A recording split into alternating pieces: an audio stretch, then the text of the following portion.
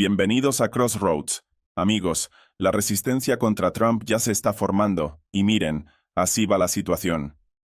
El presidente Trump adelantó sus planes para su gobierno. 200 decretos ejecutivos, acciones para el primer día, ¿cierto? Pero esto ya enfrenta retos. Y la resistencia anti-Trump, bueno, parece que ahora se está formando principalmente entre empleados del gobierno federal, como los mandos medios. Y miren, los retos para la nueva administración de Trump no se limitan solo a esto.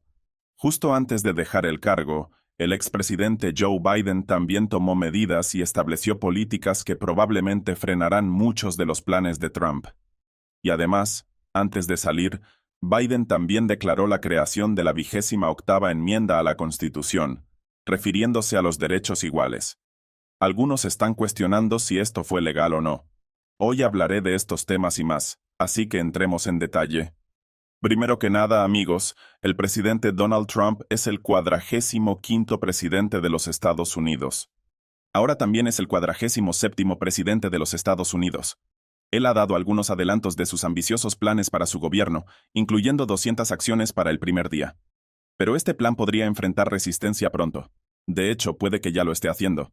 Aunque la preparación para la inauguración ha sido bastante tranquila, ¿cierto? No vimos las protestas masivas de la vez anterior. No vimos a personas en las calles con sombreros rosas marchando por la calle principal en Nueva York. No hemos visto nada de eso. Pero ahora está ocurriendo otra cosa. Una encuesta reciente mostró que casi la mitad de los gerentes gubernamentales en Washington, D.C., en todas las agencias del gobierno, planean trabajar contra Donald Trump usando sus roles. Daily Signal dijo lo siguiente: la mayoría de los estadounidenses, incluso muchos de las élites que votaron por la vicepresidenta Kamala Harris, están dispuestos a apoyar a la administración de Trump, según una encuesta de RMG Research encargada por el Instituto Napolitano.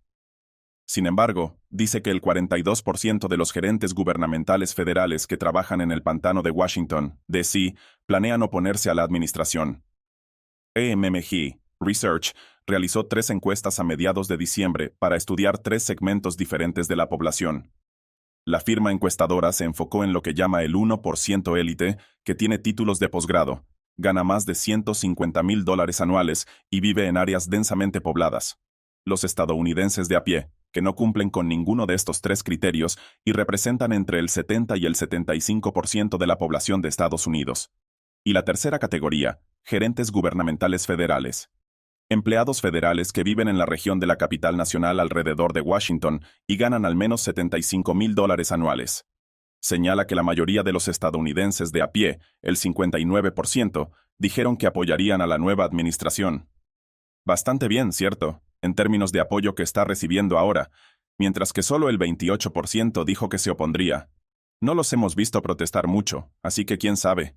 Señala que incluso el 1% élite fue más propenso a decir que apoyarían a la administración con un 48% frente a un 39% que se opondría. Pero miren, veremos cómo funciona eso. Los gerentes en Washington, el 46% de ellos, dicen que intentarán hacer cosas contra Trump. Tendrían la capacidad, si quisieran, de al menos retrasar algunos de los planes de Trump. Y miren, esto representa una clase relativamente poderosa dentro de lo que llaman el Estado administrativo. Esta es toda la gama de gerentes que Trump y otros suelen referirse como el llamado Estado profundo. Ellos tienden a mantener sus posiciones independientemente de qué partido esté en el poder.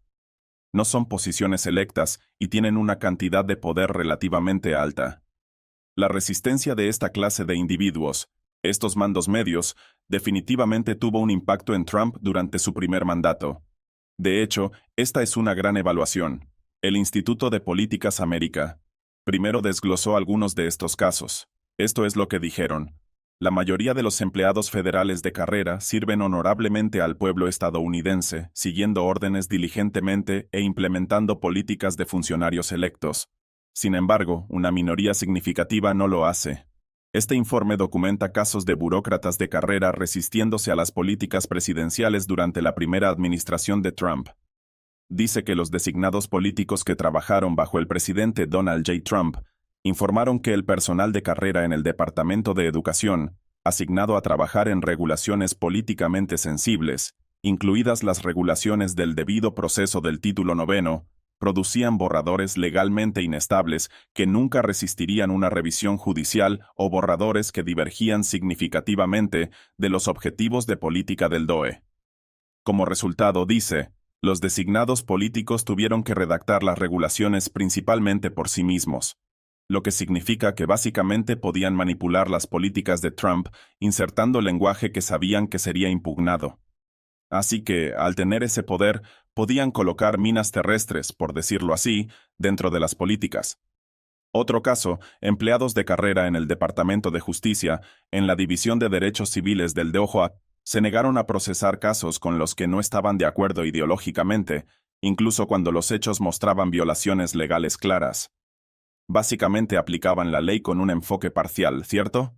Miraban el color de piel de la persona, su raza, género o cualquier otra cosa, y decidían procesar o no casos según motivaciones políticas. Esto incluyó, según el informe, al personal de la División de Derechos Civiles negándose a trabajar en casos que acusaban a la Universidad de Yale de discriminación racial contra estadounidenses de origen asiático y casos para proteger a enfermeras de ser forzadas a participar en abortos. Otro ejemplo, el personal de carrera del Departamento de Salud y Servicios Humanos, HHS, eludió la congelación de contrataciones ordenada por el presidente Trump, emitida poco después de que asumiera el cargo, al modificar las fechas de inicio en los documentos de contratación. El personal utilizó marcadores Sharpie para ajustar retroactivamente las fechas de inicio al 19 de enero de 2017, un día antes de que el presidente Trump asumiera el cargo. Recuerden que Trump, por supuesto, había emitido órdenes ejecutivas para prevenir contrataciones y nuevas reglas en las administraciones o ramas del gobierno. Lo han hecho antes, de formas en las que simplemente cambian la fecha y logran que las cosas se aprueben sin importar las órdenes. Otro caso, abogados de carrera en la Junta Nacional de Relaciones Laborales rutinariamente proporcionaban a los designados políticos análisis legales engañosos. Solo citaban casos que respaldaban su posición preferida y omitían precedentes contrarios, engañando a las personas sobre casos legales. Algunos abogados de carrera se negaron a redactar documentos que reflejaran posiciones con las que no estaban de acuerdo. Según el informe, los abogados de carrera en la Agencia de Protección Ambiental, EPA, no informaron a los designados políticos sobre casos importantes en los que estaba involucrada la agencia ni sobre la posición del gobierno en casos pendientes. Para saber lo que hacía la agencia, dice el informe, los designados políticos tenían que monitorear documentos públicos de los tribunales. Básicamente encontraron la manera de sabotear muchos casos legales, seleccionando solo lo que les convenía e ignorando lo demás. Y, por supuesto, omitieron datos que habrían sido relevantes para esos casos. El informe también señala que el personal regulador del Departamento de Trabajo, DOL, retrasó intencionadamente la producción de una regulación prioritaria del departamento. Un abogado competente del sector privado podría haber elaborado un borrador en 2 o 3 semanas. Sin embargo, un equipo de aproximadamente 12 empleados de carrera afirmó que necesitaban un año para hacerlo. Eso equivale a que cada abogado del equipo escribiera menos de una línea de texto al día. Imaginen eso, amigos. Va a trabajar. Su tarea es redactar documentos, y en todo un día solo logras escribir una línea de texto. Pero claro, eso no es todo.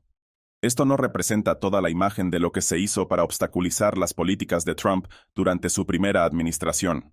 Sin embargo, el informe da una pequeña muestra, y una bastante reveladora, de las muchas formas en que los gerentes de diferentes agencias pueden al menos retrasar o frenar muchas de las políticas de Trump. Y considerando la situación actual, si más del 46% de estas personas que tienen ese poder planean hacer esto y lo están expresando abiertamente, bueno, eso es bastante significativo. Ahora bien, también existe una posibilidad muy real de que muchos de estos individuos corran el riesgo de perder sus empleos, lo cual es la otra cara de esta situación. Hay informes de que muchos ya se están preparando para eso. Creen que van a perder sus trabajos. De hecho, hay informes de que algunos simplemente están eligiendo renunciar a sus cargos antes de la inauguración. Se han reportado muchos casos sobre esto. También está el tema de los planes de Trump para hacer que muchos empleados vuelvan a la oficina, ¿cierto? Deben regresar al trabajo presencial. No pueden seguir trabajando desde casa.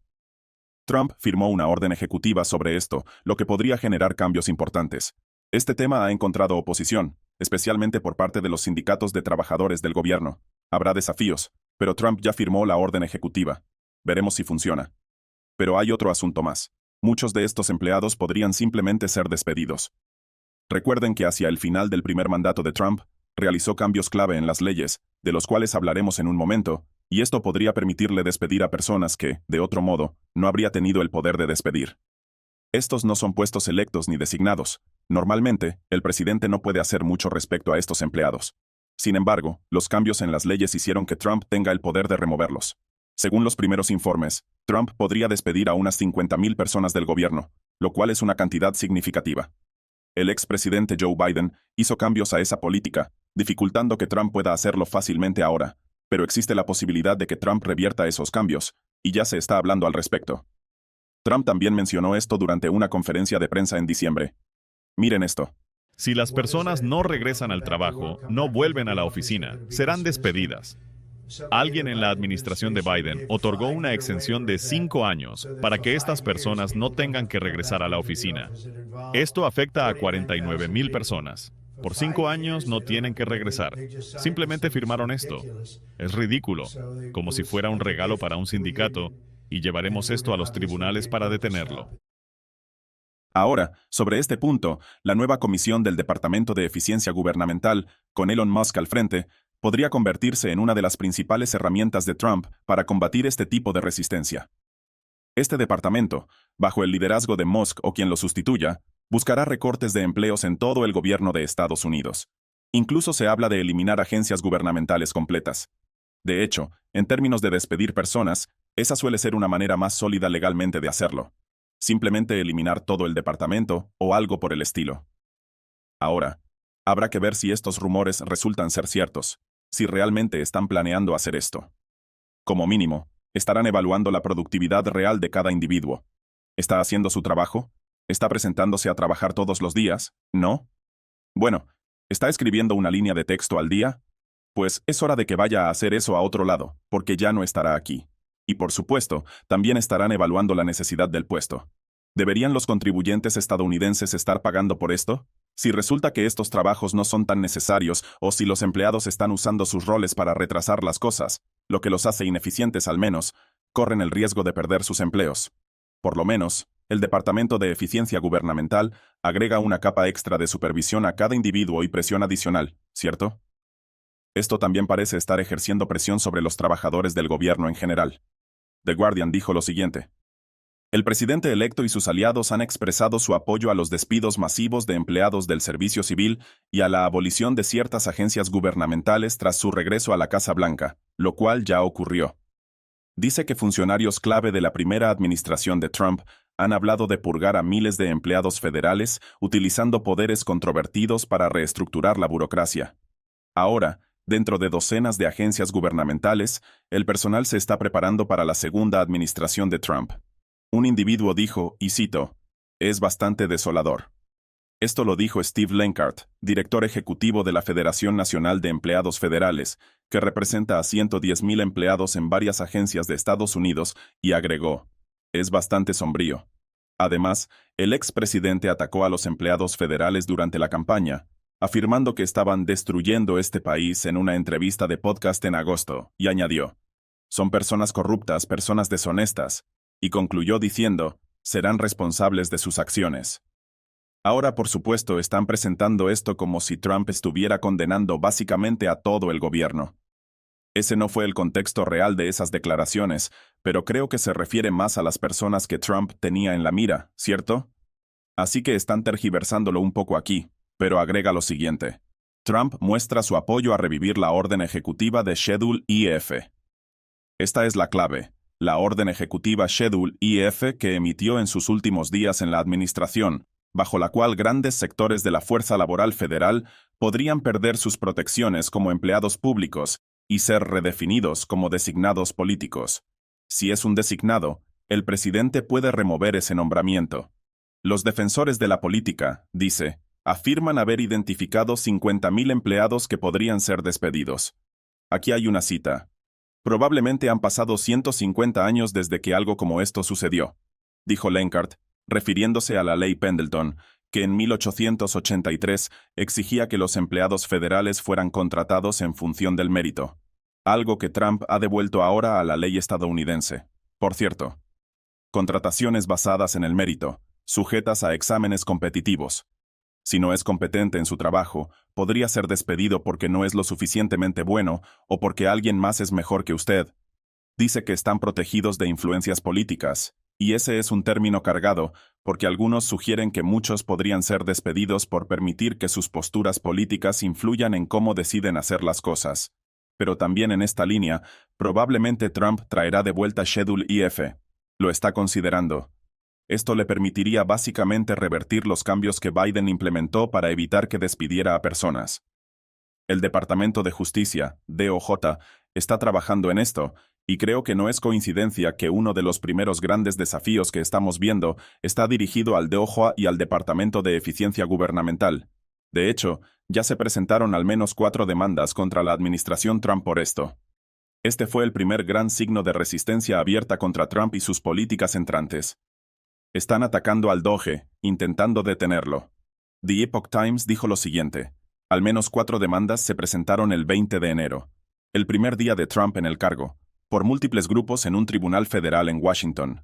Una fue presentada contra el DOJ por la Federación Estadounidense de Maestros, Veteranos Minoritarios de América, la Asociación Estadounidense de Salud Pública, Ciudadanos por la Responsabilidad y Ética en Washington, entre otros. Otra fue presentada por el Centro para la Diversidad Biológica, y una adicional por los Consejeros de Seguridad Nacional.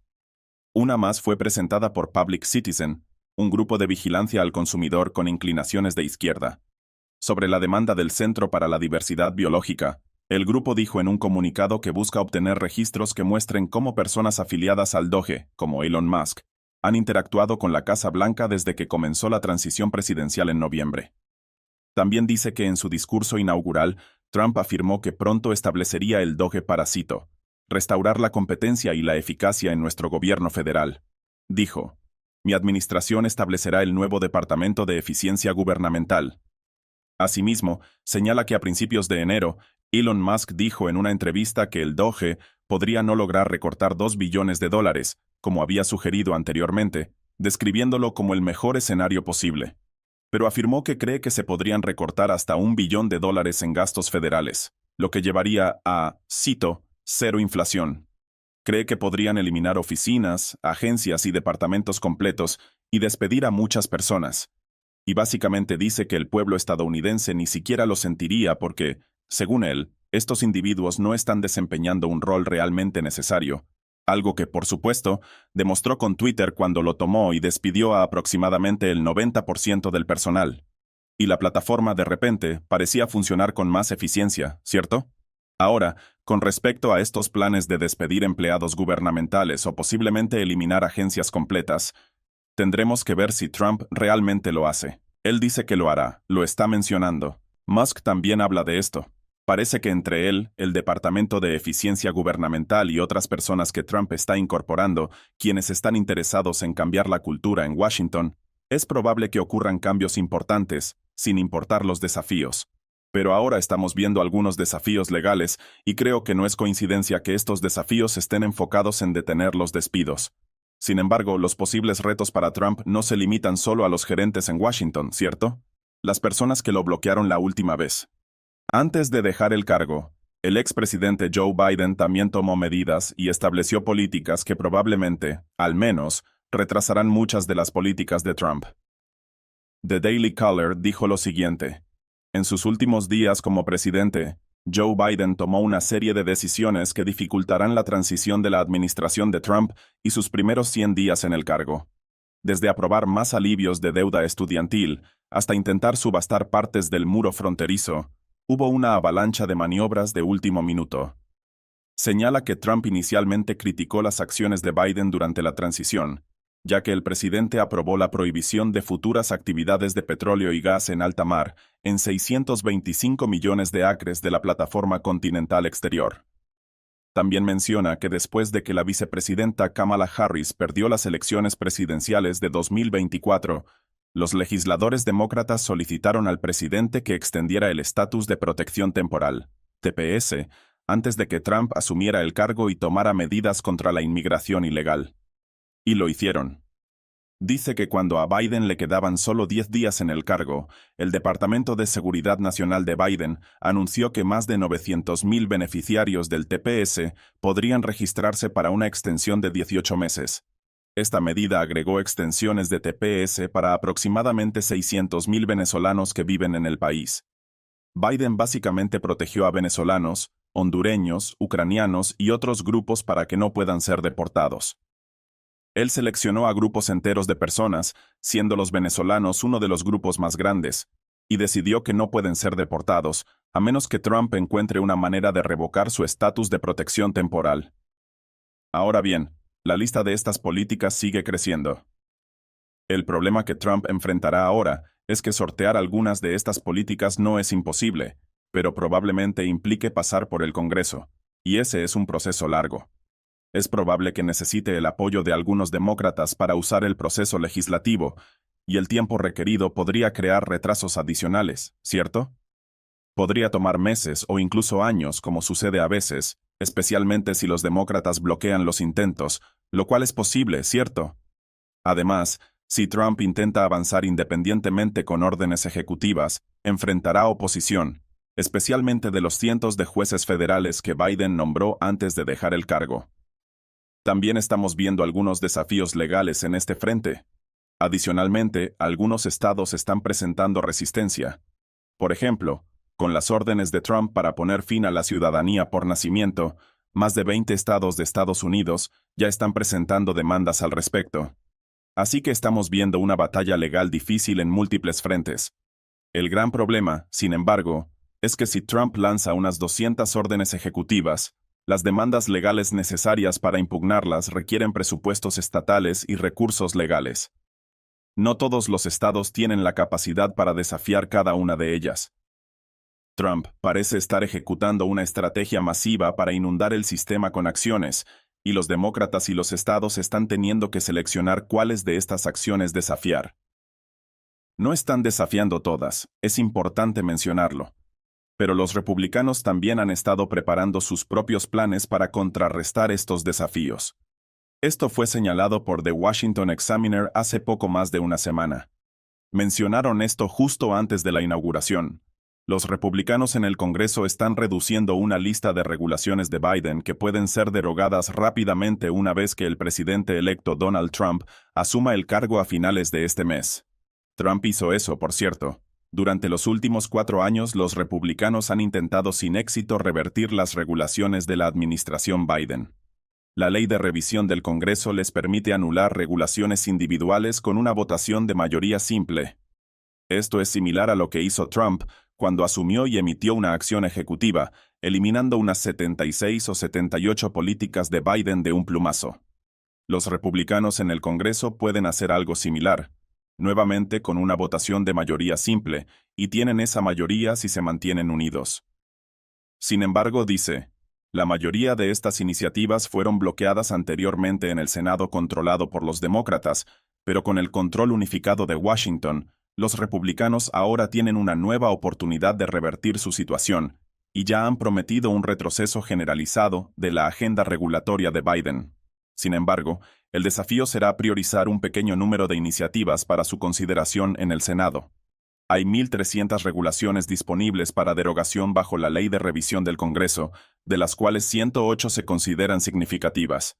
Esto significa que el Congreso estará bastante ocupado. Tendrán que revisar esas 1,300 regulaciones. Cada una deberá ser analizada y votada individualmente. Comenzarán con las 108 más significativas. Pero también dice, el Senado estará corto de tiempo mientras trabaja en la confirmación del gabinete de Trump en las primeras semanas de su administración. Además, también tendrán que trabajar en esos 2 proyectos de ley importantes que Trump quiere para implementar el resto de sus políticas, así que estarán muy ocupados. Y probablemente tampoco querrán dejar de lado completamente a los demócratas. Esto podría generar más tensiones. Necesitan a algunos demócratas de su lado, especialmente para las audiencias de confirmación y para esos 2 grandes proyectos de ley que Trump quiere. Ahora bien, veremos cómo resulta esto. Los demócratas tienden a tener un enfoque más unificado en lo que respecta a la acción legislativa. Suelen actuar en bloque. Los republicanos, por otro lado, son conocidos por ser menos unidos. Tienden a sabotearse entre ellos con más frecuencia. Pero esto parece haber cambiado bastante. La cultura en el partido ha cambiado mucho en los últimos 8 años. Durante la administración de Obama, el Partido Republicano era mucho menos unido. Pero en los últimos 4 años y más, esto ha cambiado, especialmente con el Caucus de la Libertad en la Cámara y Trump convirtiéndose en el líder del partido. La cultura ha cambiado. Los republicanos ahora están relativamente unidos. Y es interesante también que los demócratas ahora estén rompiendo filas en el otro lado. Estamos viendo que el cambio se está dando en sentido contrario. En otras palabras, las cosas están cambiando en general. Muchos demócratas en el Congreso están rompiendo sus alineaciones convencionales y votando con los republicanos en muchos casos. De hecho, John Fetterman acaba de votar para confirmar a Pete Hegseth como secretario de Defensa. Por supuesto, el apoyo de ambos lados cambiará de política a política, pero hay un cambio en Washington. La cultura está cambiando. Y parece que de repente es un poco menos divisiva. Es muy interesante observarlo. Ahora bien, otro tema clave que Trump enfrentará cuando reciba resistencia es la enmienda constitucional que Biden declaró en vigor justo antes de dejar el cargo. Se trata de los derechos iguales. Es la llamada enmienda número 28. Biden enmendó la Constitución antes de salir del cargo. Hablaré más sobre esto después de una breve pausa, amigos. El 96% de los medios de comunicación en Estados Unidos pertenecen a solo un puñado de corporaciones. The Epoch Times es diferente porque es independiente, valiente y veraz. Verdad, tradición, esperanza son nuestro lema en 36 países hasta el día de hoy. Usted, nuestra comunidad hispana en Estados Unidos, es nuestra prioridad. Le traemos cobertura exclusiva de temas como el voto latino, la seguridad fronteriza, la infiltración comunista en Occidente y mucho más. Nuestros suscriptores siempre nos agradecen constantemente nuestra cobertura mundial, imparcial y oportuna. Se ha convertido en el medio de comunicación de mayor crecimiento en Estados Unidos, fundado como un antídoto contra la propaganda comunista. Nuestro medio surge de la necesidad de responder a una crisis de derechos humanos en China impulsada por la propaganda deshonesta del Partido Comunista Chino. Cuando los medios occidentales tomaban y amplificaban estas mentiras, la cobertura de The Epoch Times desmontaba la propaganda, contando la verdad al pueblo chino y a la audiencia occidental. Hace unos años, a nuestros colaboradores en China, por decir la verdad, fueron silenciados, encarcelados y torturados. Nuestra misión no ha cambiado y estamos dispuestos a darlo todo por brindarle un medio honesto, tradicional y que traiga esperanza al mundo.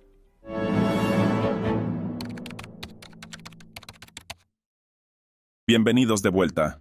Amigos, la Constitución de los Estados Unidos fue modificada justo antes de que Biden dejara el cargo, la aprobó y enmendó. Creó la 28ª enmienda. Ahora bien, un tema clave que Trump enfrentará es esta nueva enmienda constitucional que el expresidente Joe Biden declaró en vigor antes de dejar el cargo. Muchos en el lado conservador han dicho que esto no se mantendrá. Alegan que un presidente no puede simplemente decretar una enmienda constitucional. No puede simplemente declarar que ha creado una enmienda constitucional, ¿cierto? Una enmienda constitucional afecta todas las leyes del país. Esto impacta todo. Es probable que veamos desafíos legales a esto, pero aquí está la declaración de Biden al crear la nueva 28ª enmienda para lo que él llama derechos iguales. Esto es lo que dijo Biden antes de dejar el cargo.